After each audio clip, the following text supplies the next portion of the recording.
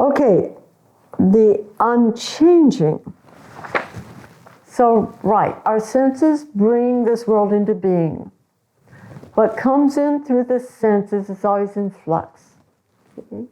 But there is an issue to experience that is unmoving.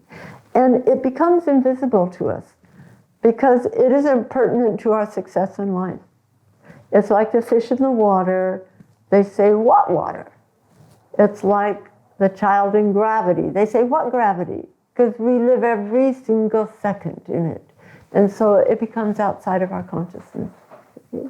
So likewise, that which is immobile, we don't have to deal with it. So we sort of block it out of our awareness. But let's see if we can put our attention back to it. The fact that we can see change, this is through the visual sense, points to the fact of the existence of an unchanging background. If both our perception and the background were in flux, it'd be like a hall of mirrors. A bird flying through the sky does not trouble the sky. Okay, the sky just is. Every human being has the same sky overhead. Whether we're on this side of the planet, that side of the planet, whether it's raining, it's the same sky overhead. Every human being has the same presence inside of us. It's universal. This exploration we're doing is something that's universal. So let's look into the parts of us that are unchanging. Okay? It's kind of a deep exploration. I'm going to talk for a minute about going through the layers of our consciousness, because the thinking mind is only one part of our consciousness, and it's likened to weather in the sky. So we have vast sky, that's our whole consciousness. But then there's patches of weather. Sometimes it's raining in Noe Valley, but sunny at the Golden Gate Park, or vice versa. Bless you. But and sometimes there's a drought in Africa and then flood in India. So there's great variety in the weather patterns. Similarly, in the mind, there's droughts and floods and disappointments and excitements, every different possible experience. But beyond these weather patterns is just vast space. So I think the weather patterns only go up 3 miles or 5 miles, and then beyond that is just open, vast space, like infinite space. That's what we have inside of us. So we have all the change within the consciousness, within the thinking mind, but we can penetrate beyond that and find the parts of our consciousness free of thinking apparatus that is just vast, serene, light-filled, and present. And the way we get to that is being completely in the now. Let's give it a try. So what are we going for? Piercing the thinking mind. Finding the deeper parts of our consciousness beyond thinking. Finding the parts that are unchanging, immobile. Okay? So thoughts may arise, but let it be like the bird that flies that doesn't disturb the sky. So you are like that vast sky, just seeing thoughts that may come, but being stable within that presence of immobility. Okay, shall we try it? Again, just 1 minute.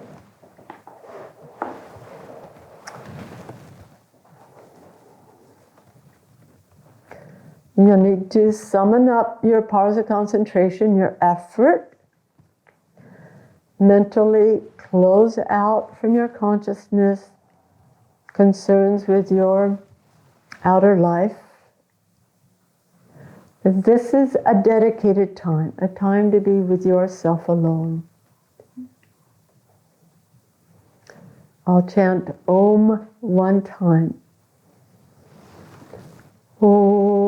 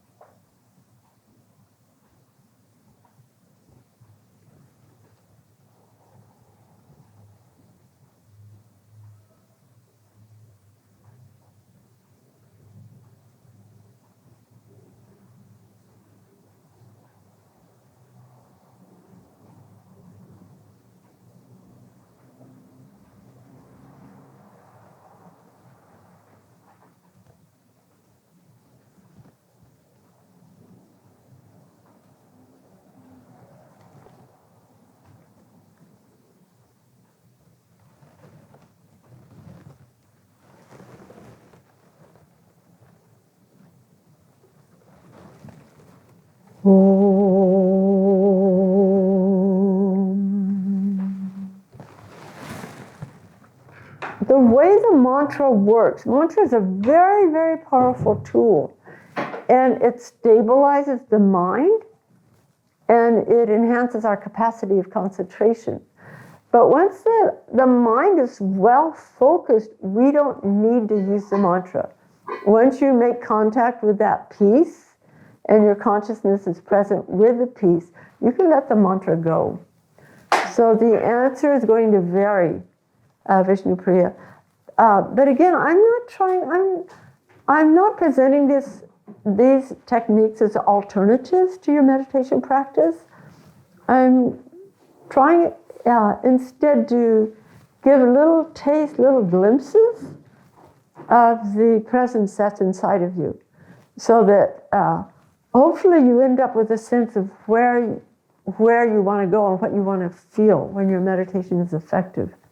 But whether you use the mantra or not use the mantra, that's really up to you. Next, name and form. It's a big one. And here, if you'll just give this a minute of consideration, the experience that's there prior to labeling. And this, I had the rare opportunity to sit with the great nephew of Ramana Maharshi. This is a few weeks ago. And he gave a satsang to our group. And of the many things he said that day, this is what I really took home with me. That the process of labeling and creating concepts and linking concepts together, all of that comprises language, is actually superimposed on experience.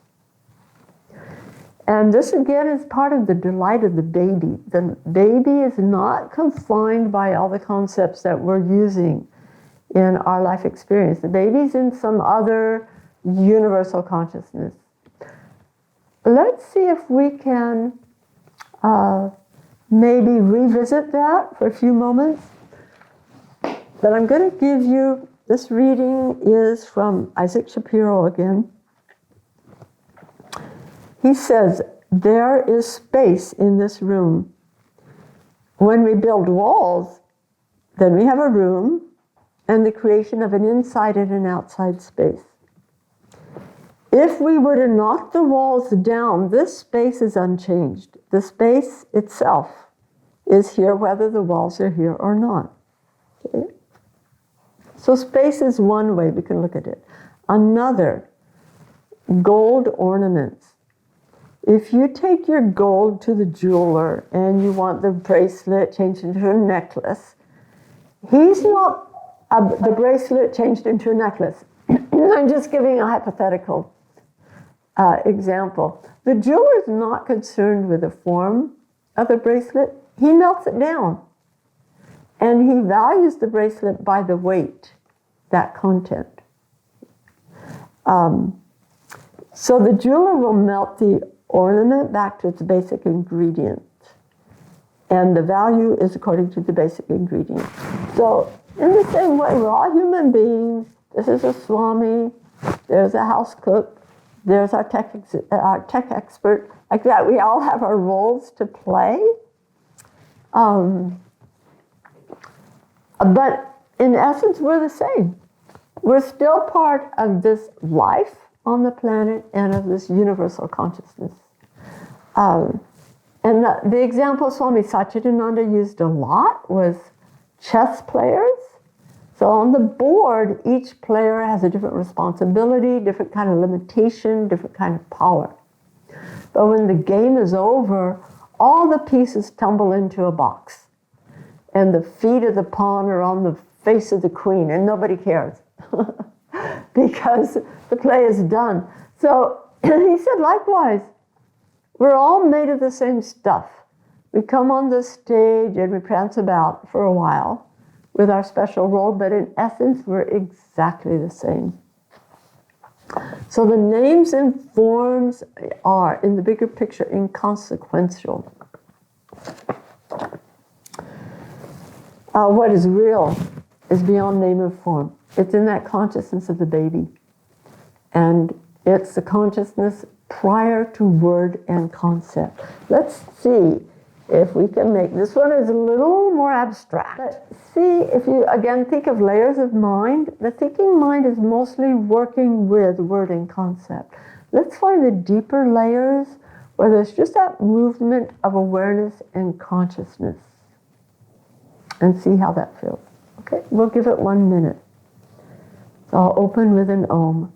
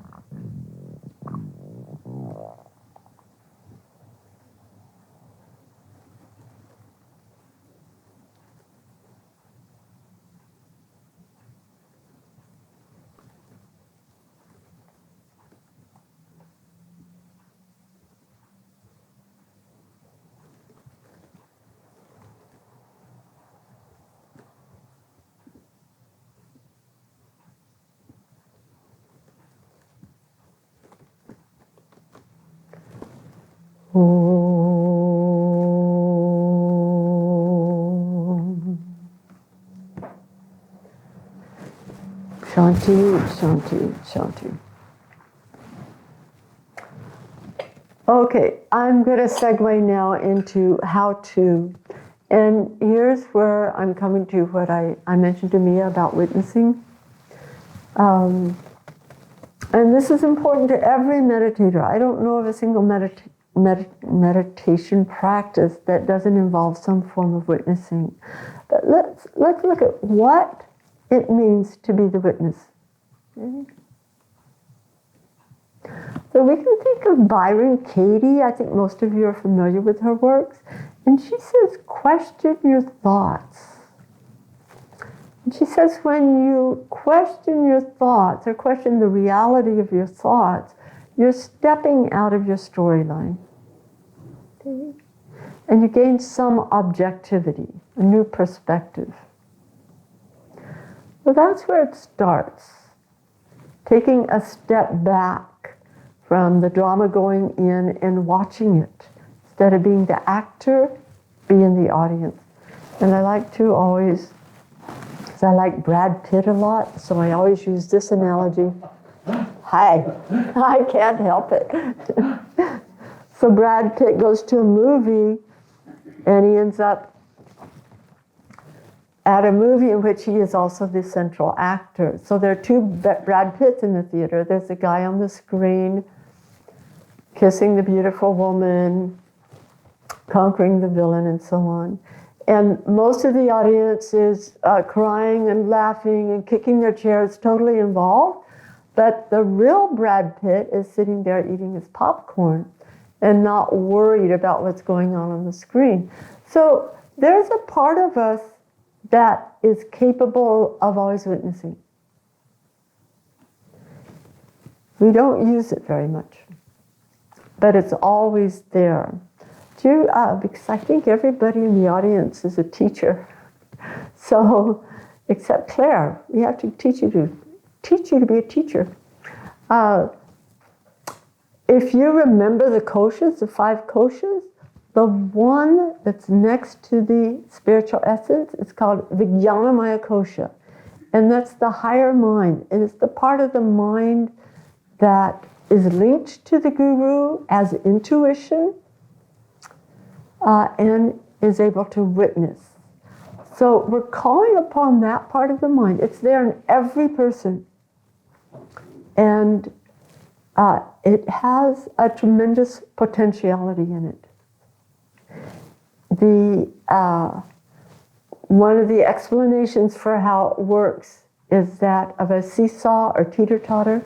So the ends are going up and down, and little kids love it, adults in life, because life is like a teeter-totter, yo-yo, going up and down.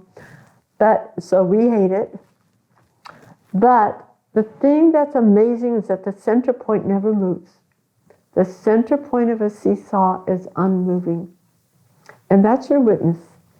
We have a part of the mind that's capable of being neutral, capable of being detached, capable of watching and not getting affected. That's what we call the witness. And that's key to our success in meditation. It's what we aspire to do, to be in that presence and not entangled in the drama of our mind. I'd like to read another quote. I don't really actually know who this is from. It will help to not keep the mind busy all the time. When the mind is kept away from its preoccupations, it becomes quiet. Stop and just be. If you give it rest, the mind will settle down and recover its inherent purity and strength. What we are trying to do is to bring our minds into the right state for understanding what is real. Once you know about this quiet place, you recognize that this quiet place is actually your home, capital H home. This is who you are. Then as the thoughts come up, instead of running after them, you keep quiet. All right, so let's try that. First of all, let's do a minute or two of slow breathing. The idea being to quiet the mind, bringing it to peace. And then second, locate that witness inside. Again, it's that presence. It's kind of in a detached awareness. And then as thoughts or sensations arise in the mind, don't leave the witness. Just be the observer. So let's give this 2 minutes. I'll begin with an Om.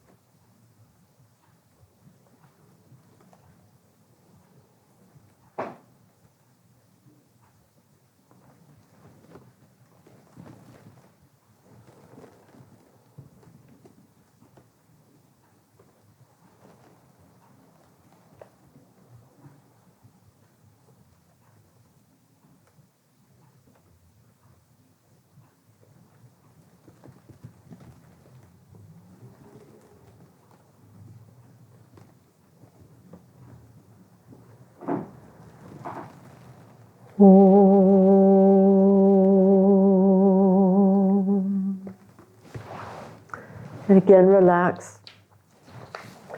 You know, this entire practice is a practice of withdrawing from our ego.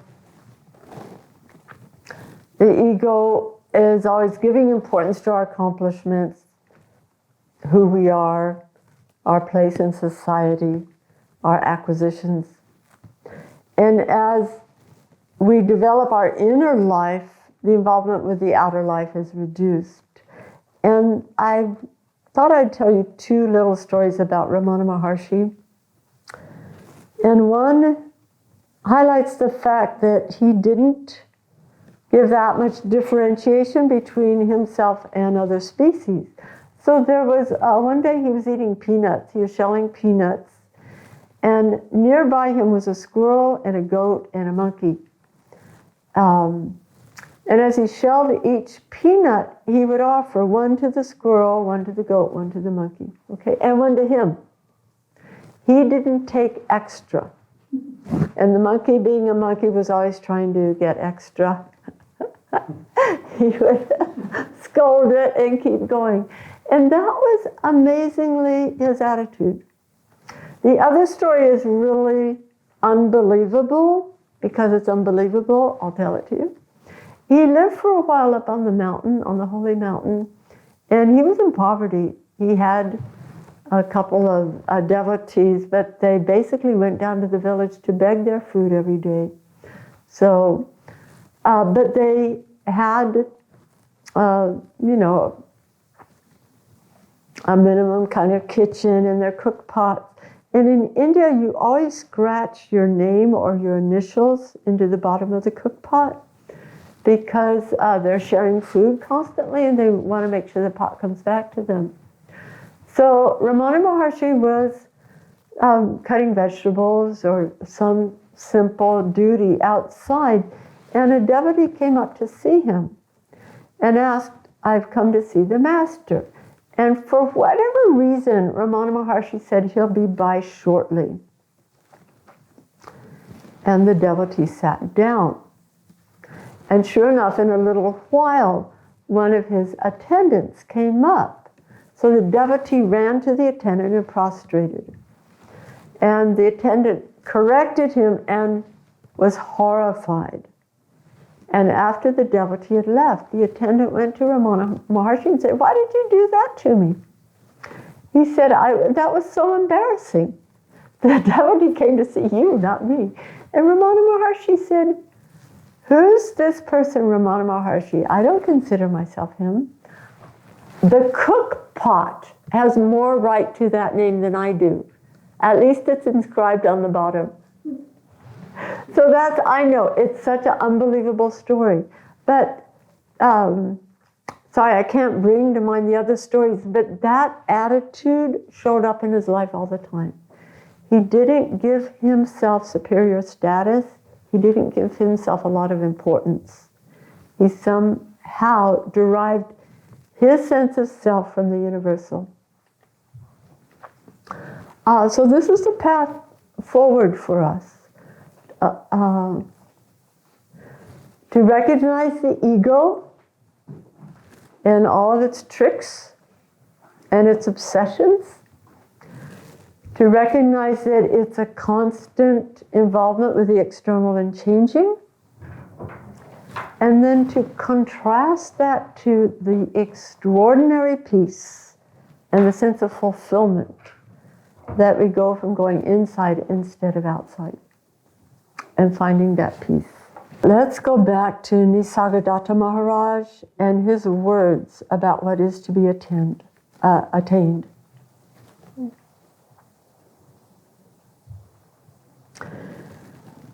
You are merely a point in space and a moment in time. The incomparable and unattainable are waiting timelessly within your heart for recognition. When the world does not hold and bind you, it becomes an abode of joy and beauty. When the center of selfishness is no longer, all desires for pleasure and fear of pain cease. Beyond happiness, there's pure intensity, inexhaustible energy, and the ecstasy of giving from a perennial source. Let go of the attachment to the unreal, the changing, and the real, capital R, will swiftly and smoothly step into its own. Isn't that beautiful? Beyond happiness, there's pure intensity, inexhaustible energy, and the ecstasy of giving from a perennial source. So thank you also Prajna and Ishwara, my live audience. And please tune in. There will be more online offerings on these great spiritual teachings. I wish you all the best. Om Shanti. Thank you. Love you. Om Shanti. Love you guys. Om Shanti. Loka samasta sukhino bhavantu. May the whole world be filled with peace and joy, love and light.